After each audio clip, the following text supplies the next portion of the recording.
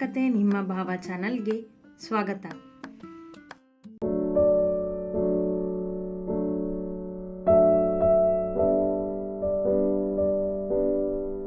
ಭಾರ್ಗವ್ ಅಲ್ಲಿ ನಿಂತರಾನೇ ಭೂತ. ಎದುರಿಗೆ ನಿಂತಿದ್ದ ಆಯುಷ್ನತ್ತ ಬೆರಳು ಮಾಡಿ ತೋರಿಸಿದವಳು ಅವನ ಬರಿದಾದ ಎದೆಗೆ ತಲೆ ಇಟ್ಟಿದ್ದಳು ಇನ್ನೂ ಹೆದರಿ. ಅವಳ ಮಾತಿಗೆ ಮೆಟ್ಟಿಲಲ್ಲಿ ನಿಂತ ಆಯುಷ್ನನ್ನು ಕಂಡ ಭಾರ್ಗವನಿಗೆ ಆಗ ಅರ್ಥವಾಯಿತು ಅವಳು ತನ್ನಂತೆಯೇ ಇರುವ ಆಯುಷ್ನನ್ನು ಕಂಡು ಹೆದರಿದ್ದಾಳೆಂದು. ಏ ಪೂರ್ಣ, ಅವನು ಭೂತ ಅಲ್ವೇ? ನನ್ನ ಜೊತೆಗೆ ಹುಟ್ಟಿದವನು ಕಣೆ, ನಾವಿಬ್ರು ಟ್ವಿನ್ ಬ್ರದರ್ಸ್ ಎಂದವ ಅವಳ ತೋಳು ಬಳಸಿಯೇ ಇದ್ದ. ಆಯುಷ್ ನಿಂತಲ್ಲಿಯೇ ನಿಂತು ಅವರಿಬ್ಬರನ್ನು ನೋಡುತ್ತಿದ್ದ. ಅವಳು ಜೋರಾಗಿ ಕೂಗಿದ್ದಕ್ಕೆ ಕೊರಳಲ್ಲಿದ್ದ ಟವಲ್ ತೆಗೆದು ಸೊಂಟಕ್ಕಷ್ಟೇ ಟವಲ್ ಸುತ್ತಿಕೊಂಡು ಬಂದಿದ್ದ ಭಾರ್ಗವ್. ಪೂರ್ಣ ಇನ್ನೂ ಅವನದೇ ಮೇಲಿದ್ದಳು. ಅಣ್ಣ, ಇವರು ಎಂದ ಆಯುಷ್ ನೋಟ ಅವರಿಬ್ಬರು ನಿಂತಿದ್ದ ಭಂಗಿಯತ್ತ ಇತ್ತು. ಅದನ್ನರಿತ ಭಾರ್ಗವ್ ತಕ್ಷಣ ಅವಳ ತೋಳು ಬಳಸಿದ್ದ ತನ್ನ ಕೈ ತೆಗೆದು ಪೂರ್ಣ ಎಂದ. ತಲೆಯನ್ನಷ್ಟೇ ಎತ್ತಿ ನೋಡಿದವಳಿಗೆ ಆಗ ಅರಿವಾಯಿತು ತಾನು ಹೇಗೆ ನಿಂತಿರುವಳೆಂದು. ಗಲಿಬಿಲಿಗೊಂಡವಳು ಅವನಿಂದ ಸರಿದು ಮೆಟ್ಟಿಲ ಮೇಲೆ ನಿಂತಿರುವಳೆಂಬುದನ್ನು ಮರೆತು ಹಿಂದೆ ಹೆಜ್ಜೆ ಇಡುತ್ತಿದ್ದಂತೆ ಕಾಲು ಎಡವಿ ಅಮ್ಮ ಎಂದು ಇನ್ನೇನು ಬೀಳುವಳೇನೋ ಎಂದಾಗ ಅವಳ ಕೈ ಹಿಡಿದ ಭಾರ್ಗವ್ ಬಲವಾಗಿ ಅವಳನ್ನು ತನ್ನ ಮೇಲೆ ಎಳೆದುಕೊಂಡು ಬಳಸಿ ನಿಂತ. ಅವಳು ಬೀಳದಂತೆ ಹೆದರಿದ ಪೂರ್ಣ ಮತ್ತವನ ಎದೆ ಅಪ್ಪಿ ನಿಂತಳು. ಆಯುಷ್ ಅವರಿಬ್ಬರನ್ನು ಕಂಡು ಮುಖ ತಿರುಗಿಸಿ ನಿಂತ. ಅವಳನ್ನೇ ಅಪ್ಪಿ ನಿಂತ ಭಾರ್ಗವನ ಎದೆ ಬಡಿತವು ಜೋರಾಗಿತ್ತು. ಏರುಪೇರಾದ ಅವನ ಎದೆ ಬಡಿತ ಅವನೆದೆಗೆ ತಲೆ ಇಟ್ಟ ಪೂರ್ಣಳ ಕಿವಿಗೆ ಕೇಳುತ್ತಿತ್ತು. ಅವಳ ಬೆಚ್ಚನೆಯ ಸ್ಪರ್ಶ ಅವನಿಗೂ ಸಣ್ಣ ನಡುಕ ಹುಟ್ಟಿಸಿತ್ತು. ಎಂದೂ ಯಾವ ಹುಡುಗಿಯನ್ನು ಅಷ್ಟು ಸನಿಹ ಬಳಸಿ ನಿಂತವನಲ್ಲ ಅವ. ಅವಳು ತನ್ನೆದೆಗೆ ತಲೆ ಇಟ್ಟು ಬಿಗಿಯಾಗಿ ತನ್ನನ್ನು ಬಂಧಿಸಿ ನಿಂತಿದ್ದನ್ನೇ ನೋಡುತ್ತಿದ್ದ. ಇಬ್ಬರ ಎದೆ ಬಡಿತ ಹಾದಿ ತಪ್ಪಿದಂತಿತ್ತು. ಅವರಿಗೆ ಬೆನ್ನು ಮಾಡಿ ನಿಂತಿದ್ದ ಆಯುಷ್ ಅವರಿಬ್ಬರಿಂದ ಏನೂ ಸದ್ದು ಬರದಿದ್ದಾಗ ನಿಧಾನವಾಗಿ ತಲೆಯನ್ನಷ್ಟೇ ತಿರುಗಿಸಿ ನೋಡಿದ. ಇಬ್ಬರೂ ಮೈಮರೆತಂತೆ ಎನ್ನಿಸಿತವನಿಗೆ. ಅವರತ್ತ ತಿರುಗಿ ಮೆಟ್ಟಿಲು ಹತ್ತಿ ಅವರ ಮುಂದೆ ಬಂದವ ಕೆಮ್ಮಿದ ಜೋರಾಗಿ. ಆಗ ಎಚ್ಚರಗೊಂಡವರು ತಕ್ಷಣ ದೂರ ಸರಿದರು. ಇಬ್ಬರ ಮುಖದಲ್ಲೂ ನಾಚಿಕೆ ಇತ್ತು. ಪೂರ್ಣ ಭಾರ್ಗವನತ್ತ ನೋಡದಾದಳು. ಅಯ್ಯೋ, ಅದು ಇವಳು ತಡವರಿಸಿದ ಭಾರ್ಗವ್. ಆಯುಷ್ ಅವರಿಬ್ಬರ ಒದ್ದಾಟ ನೋಡಿ ತುಟಿಯಂಚಲ್ಲಿ ನಗುತ್ತಿದ್ದ. ಅವನ ನಗು ನೋಡಿ ಅವನಿಗೆ ಉತ್ತರಿಸದಾದ ಭಾರ್ಗವ್ ಪೂರ್ಣಳತ್ತ ನೋಡಿದ. ನಾಚಿಕೆಯಲ್ಲಿ ತಲೆ ತಗ್ಗಿಸಿ ಭುಜದ ಮೇಲಿನ ದುಪ್ಪಟ್ಟ ಸರಿ ಮಾಡಿಕೊಳ್ಳುತ್ತಾ ನಿಂತಿದ್ದಳು ಪೂರ್ಣ. ಏಯ್ ಶುಗರ್ಲೆಸ್, ಅವನು ಭೂತ ಅಲ್ಲ ಆಯುಷ್ ಎಂದ ಅವಳನ್ನೇ ನೋಡುತ್ತಾ. ಅವನ ಮಾತಿಗೆ ಸಹಜತೆಗೆ ಬಂದಳು ಪೂರ್ಣ. ನೀವಿಬ್ರೂ ಅವಳಿ ಜವಳಿನಾ ಎಂದಳು ಅವನನ್ನೇ ನೋಡುತ್ತಾ. ಹಾಂ ಎಂದನವ. ಅಂದರೆ ಅವತ್ತು ನಾನು ಕಾರ್ನಲ್ಲಿ ಇವರನ್ನ ನೋಡಿ ಮನೆವರೆಗೂ ಫಾಲೋ ಮಾಡ್ಕೊಂಡು ಬಂದಿದ್ದೆ. ಆಮೇಲೆ ಅವತ್ತು ಮಾರ್ಕೆಟ್ನಲ್ಲೂ ನಾನು ಇವರನ್ನೇ ನೋಡಿದ್ದು ಅನಿಸುತ್ತೆ ಊಹಿಸಿದಳು. ಹೌದು ಎಂದನವ. ಗೊತ್ತಿದ್ರೂ ನನಗೆ ಹೇಳದೆ ಆಟ ಆಡಿಸ್ತಿದ್ದೆ ಅಲ್ವಾ? ಅವನನ್ನೇ ದಿಟ್ಟಿಸಿ ಕೇಳಿದಳು. ಅಣ್ಣ, ಇವರೇ ನಿನ್ನೆ ನನ್ನ ಹತ್ರ ಸಾರಿ ಕೇಳು ಅಂತ ಹೇಳಿದ್ದು ಎಂದ ಆಯುಷ್ ಅವರಿಬ್ಬರ ಮಾತು ತಡೆದು. ಗೊತ್ತು ಆಯು, ನನಗೆ ನಿನ್ನೆ ನೀನು ಹೇಳ್ತಿದ್ದಾಗೆ ಗೊತ್ತಾಗಿತ್ತು ಈ ಶುಗರ್ಲೆಸ್ ಬಿಟ್ಟು ನನ್ನ ಜೊತೆ ಯಾರೋ ಆ ಥರ ಮಾತಾಡೋದಿಲ್ಲ ಅಂತ. ಇವಳೇ ನನಗೆ ತೊಂದರೆ ಕೊಡ್ತಿರೋದು ಎಂದ ಭಾರ್ಗವ್. ಸುಳ್ಳ್ಯಾಕೆ ಹೇಳ್ತೀಯಾ? ನೀನು ನನಗೆ ತೊಂದರೆ ಕೊಡ್ತಿರೋದು ಎಂದಳು ತಟ್ಟನೆ ಭಾರ್ಗವನತ್ತ ಉರಿ ನೋಟ ಬೀರಿ. ನಾನ್ಯಾಕೆ ಸುಳ್ಳು ಹೇಳಿ? ನಿನ್ನೆ ರಸ್ತೆಯಲ್ಲಿ ಇವನ ಜೊತೆ ಡ್ರಾಮಾ ಮಾಡಿ ನಾನು ನಿನಗೆ ತೊಂದರೆ ಕೊಡ್ತಿದ್ದೀನಿ ಅಂತ ಹೇಳಿ ಸಾರಿ ಬೇರೆ ಕೇಳಿಸ್ಕೊಂಡಿದೀಯಾ ಎಂದ ಕೊಂಚ ಒರಟಾಗಿ. ಅದೇ ಅಂದ್ಕೊಂಡೆ, ಈ ಅಹಂಕಾರಿ ಇಷ್ಟು ಬೇಗ ಸಾರಿ ಹೇಗೆ ಹೇಳ್ದ ಅಂತ. ಅದರ ರಹಸ್ಯ ಈಗ ಗೊತ್ತಾಯ್ತು ನನಗೆ ಎಂದಳು ಪಟಪಟನೆ ಅವನನ್ನೇ ನೋಡುತ್ತಾ. ಅದರಿಂದ ಎಷ್ಟು ಪ್ರಾಬ್ಲಮ್ ಆಗಿದೆ ಅಂತ ಗೊತ್ತೇನೆ ನಿನಗೆ? ಅದೆಷ್ಟು ಧೈರ್ಯ ಇದ್ದರೆ ನೀನು ರಸ್ತೆಯಲ್ಲಿ ನಿಂತು ಅವನ ಜೊತೆ ಜೋರಾಗಿ ಮಾತಾಡ್ತೀಯಾ? ಶುರುವಾಗಿತ್ತು ಅವರ ಕೋಳಿ ಜಗಳ. ಆಯುಷ್ ನೋಡುತ್ತಾ ನಿಂತ ಸುಮ್ಮನೆ. ಅರೆ, ನಿನಗೆ ಕಾಮನ್ ಸೆನ್ಸ್ ಇಲ್ವಾ? ನನಗೇನು ಗೊತ್ತಿತ್ತಾ ನೀನು ಇವರು ಅವಳಿ ಜವಳಿ ಅಂತ? ಇವರನ್ನೇ ನೀನು ಅಂದ್ಕೊಂಡು ಮಾತಾಡಿದೆ ನಾನು ಎಂದಳು ಜೋರು ಮಾಡುತ್ತಾ. ಅದು ನಾನಾಗಿದ್ರೂ ಎಷ್ಟು ಧೈರ್ಯನೇ ನಿನಗೆ ಹಾಗೆಲ್ಲ ಮಾತಾಡೋದಕ್ಕೆ?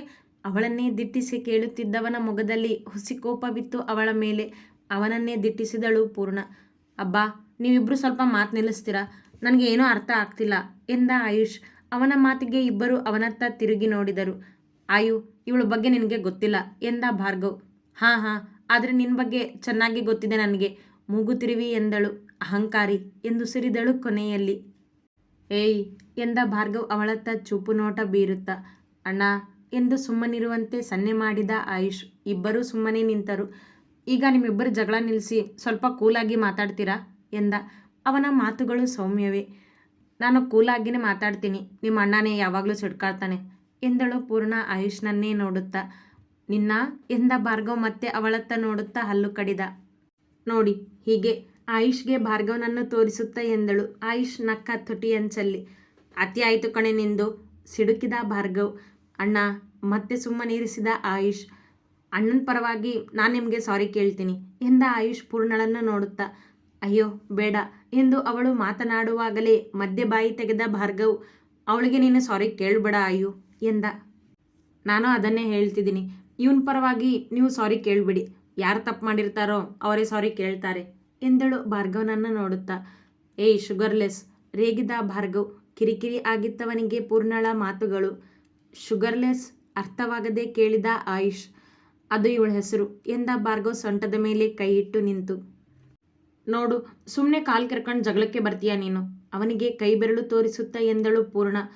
ಕೈ ತೋರಿಸಿ ಮಾತಾಡ್ಬೇಡ ನೀನು ಎಂದ ಭಾರ್ಗವ್ ಅವಳ ಕೈ ಕೆಳಗಿಳಿಸಿದ. ಅಬ್ಬಾ ಸ್ವಲ್ಪ ಸುಮ್ಮನಿರ್ತೀರಾ ಇಬ್ರು ಆಯುಷ್ ಎಂದ.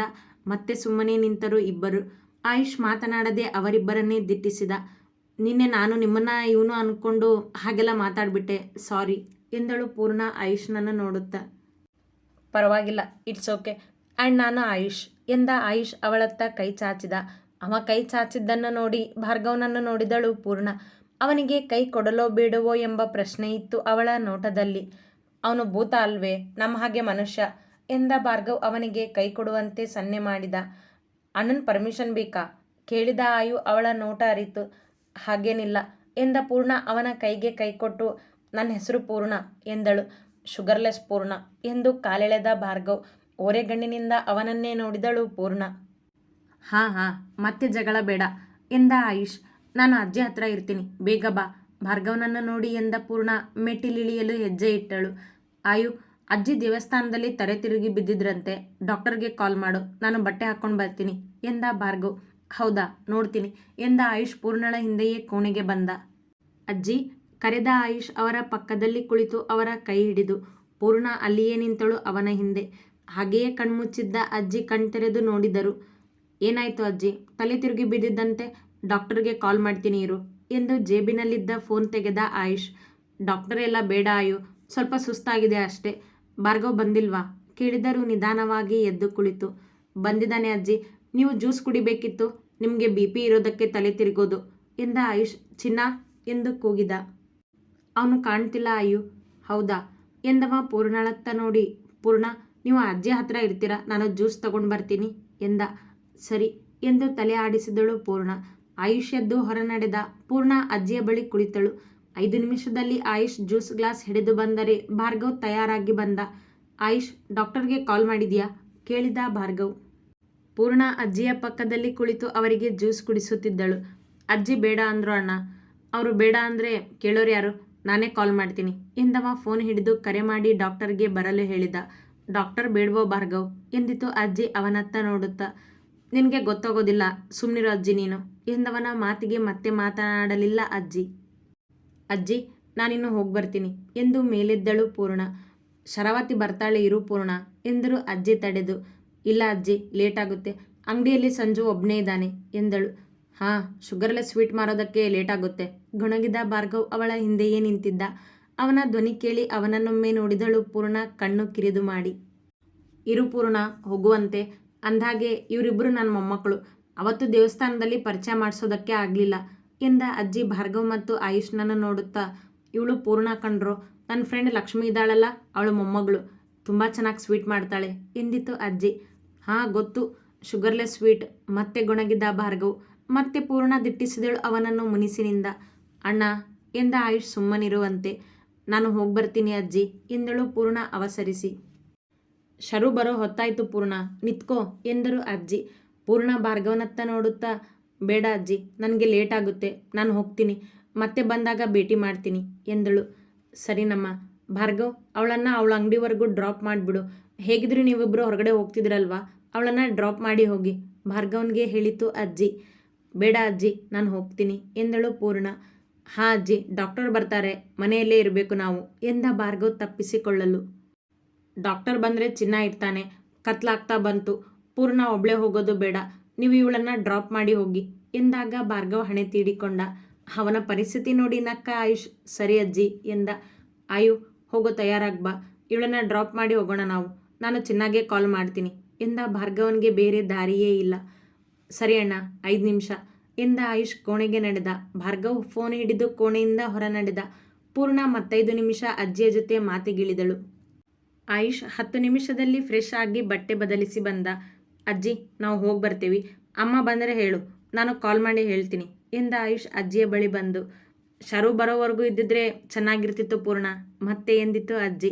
ಇನ್ನೊಮ್ಮೆ ಬರ್ತೀನಿ ಅಜ್ಜಿ, ಈಗ ಹೋಗಿ ಬರ್ತೀನಿ ಎಂದ ಪೂರ್ಣ ಅಜ್ಜಿಗೆ ಹೇಳಿ ಹೊರ ನಡೆದಳು. ಭಾರ್ಗವ್ ಆಗಲೇ ಮುಂದೆ ನಡೆದು ಕಾರ್ ಹತ್ತಿದ್ದ. ಪೂರ್ಣಳ ಹಿಂದೆಯೇ ಬಂದ ಆಯುಷ್ ಅವಳು ಕಾರಿನ ಬಳಿ ಬಂದಾಗ ತಾನು ಮುಂದಿನ ಡೋರ್ ತೆಗೆದು ಭಾರ್ಗವನ ಪಕ್ಕದಲ್ಲಿ ಕುಳಿತ. ಕಾರ್ ಹತ್ತದೆ ನಿಂತ ಪೂರ್ಣ, ನೀವಿಬ್ರೂ ಹೋಗಿರಿ, ನಾನು ಆಟೋದಲ್ಲಿ ಹೋಗ್ತೀನಿ ಎಂದಳು ಭಾರ್ಗವನ ಜೊತೆ ವಾದಕ್ಕಿಳಿಯದೆ. ಈ ಓವರ್ ಆ್ಯಕ್ಟಿಂಗ್ನೇ ನಾನು ಬೇಡ ಅನ್ನೋದು ಎಂದ ಭಾರ್ಗವ್ ಹಿಂದೆ ತಿರುಗಿ ಅವಳತ್ತ ನೋಡುತ್ತಾ. ಶುಗರ್ಲೆಸ್, ನನ್ನ ಜೊತೆ ವಾದಕ್ಕಿಳಿದ್ರೆ ನಾನೇ ಗೆಲ್ಲೋದು ಅಂತ ಗೊತ್ತು ತಾನೇ ನಿನಗೆ. ನಾಟಕ ಮಾಡಿದೆ, ಸುಮ್ಮನೆ ಕಾರ್ ಹತ್ತು. ಅಜ್ಜಿ ಹತ್ರ ತಲೆ ಆಡಿಸ್ಕೊಂಡು ಬಂದೆ, ಇಲ್ಲೇನೇ ನಿನ್ನ ನಾಟಕ ಗದರಿದ. ನೋಡು, ಇದಕ್ಕೇನೆ ನಾನು ನಿನ್ನ ಜೊತೆ ಬರೋದಿಲ್ಲ ಅಂದಿದ್ದು ಧ್ವನಿ ಏರಿಸಿದಳು. ಅವಳ ಮಾತಿಗೆ ಒಮ್ಮೆ ಕಣ್ಮುಚ್ಚಿ ತೆಗೆದು ನಿಟ್ಟುಸಿರು ಬಿಟ್ಟ ಭಾರ್ಗವ್. ಅಮ್ಮ, ತಾಯಿ, ಪೂರ್ಣ ಮಹೇಶ್ವರಿ, ನಮಗೆ ಪಾರ್ಟಿಗೆ ಲೇಟ್ ಆಗ್ತಿದೆ, ಸೊ ಕಾರ್ ಹತ್ತು ಬೇಗ ಎಂದ ಬೇಡುವಂತೆ. ಪೂರ್ಣ, ಅಜ್ಜಿ ಡ್ರಾಪ್ ಮಾಡೋದಕ್ಕೆ ಹೇಳಿದ್ದಾರೆ, ನಿಮ್ಮನ್ನ ಡ್ರಾಪ್ ಮಾಡಿನೇ ಹೋಗ್ತೀವಿ, ಕಾರ್ ಹತ್ತಿ ಎಂದ ಆಯುಷ್ ಚಂದದಿಂದ. ಅವನ ಮಾತಿಗೆ ನಿರಾಕರಿಸದೆ ಕಾರ್ ಹತ್ತಿ ಕುಳಿತಳು ಪೂರ್ಣ. ಅವಳು ದೊಡ್ಡ ಲೂಸ್ ಕೇಸ್ ಎಂದ ಭಾರ್ಗವ್ ಕಾರ್ ಸ್ಟಾರ್ಟ್ ಮಾಡಿ ಆಯುಷ್ನತ್ತ ನೋಡುತ್ತಾ. ನೋಡು, ನೀನು ನನ್ನ ಜೊತೆ ಜಗಳ ಮಾಡೋದಿದ್ರೆ ನಾನು ಈಗಲೇ ಕಾರ್ನಿಂದ ಇಳಿತೀನಿ ಎಂದಳು ಪೂರ್ಣ ಜೋರು ಮಾಡುತ್ತಾ. ನೀವಿಬ್ಬರು ಹೀಗೆ ಜಗಳ ಮಾಡ್ತಿದ್ರೆ ನಾನೇ ಕಾರ್ನಿಂದ ಇಳಿತೀನಿ ಎಂದ ಆಯುಷ್.